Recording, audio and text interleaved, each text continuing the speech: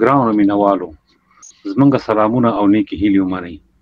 نن ډېر یو مهمه مقاله تاسو سره شریکول غواړو. د مقالې عنوان دی د ناپوهۍ قیمت، ټولنې ته د ویښېدو غږ. لومړنۍ پیژندنه، ستونزه روښانه کول. موږ ټولنه کې تر کومه ځایه بې ځایه خبرو او عادي موضوعاتو ته دومره ډډه لګولې ده چې د حقیقي ستونزو او پرمختګ لپاره وخت نه لرو. د مشهوره روسي لیکوال انتون چخوف خبرې زموږ د ټولنې لپاره خورا مهمې دي.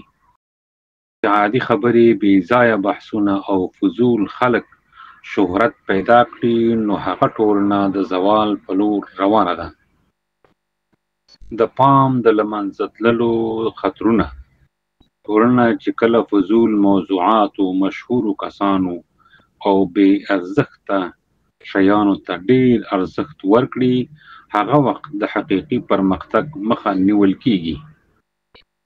د بیلګې په توګه په ټولنیزو رسنیو کې بې معنا ویډیوګانې، ګپ شپ او جنجالي خبرې د خلکو ذهنونه مصروف ساتي، په داسې حال کې چې د تعلیم، صحت او پرمختګ لپاره هیڅ توجه نه کیږي.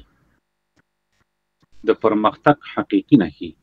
پرمختګ یوازې په تعلیمي نوښت، برابري او ټولنیزې همکارۍ کې دی. که ټولنه د حقیقي ارزښتونو پر ځای بې ځایه شیان مهم وګڼي، نو پرمختګ به ناممکن وي. د هر وګړي مسؤلیت. تغییر د هر فرد څخه پیلېږي. خلک باید ځان ته سوال وکړي: زه په خپل ورځني ژوند کې څه ډول مواد کاروم؟ آیا زه د رغنده خبرو اترو برخه یم؟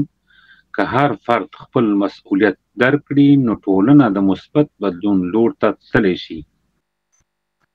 د تعلیم او مشرتابه اهمیت. په هغو مشرتابو نیوکه وکړئ چې یوازې شهرت ته اهمیت ورکوي، نه د خلکو حقیقي ستونزو ته. تعلیم ته ځانګړی اهمیت ورکړئ، ځکه چې د کره فکر او شعور لوړول یوازې د تعلیمي نظام له لارې ممکن دي. ټولنې ته د عمل غږ. د مقالې په پای کې یو قوي پیغام: زموږ ټولنه په هغه وخت پورته کیږي کله چې موږ خپل پام د فضولو خبرو څخه لرې کړو او حقیقت ته متوجه شو. هر وګړی باید په دې برخه کې مسؤلیت واخلي، ښه مواد وکاروي، له فکره ډکې خبرې وکړي او هدفمند عمل وکړي. یوازې په دې توګه موږ کولی شو د زوال د دې کړۍ څخه ځانونه وژغورو او یو ښه راتلونکی جوړ کړو. نو ګرانو مینوالو، که چېرته دغه مقاله مو خوښه شوې وي، نو که نورو دوستانو سره یې شریک کړئ، نو منندویه به مو یستو.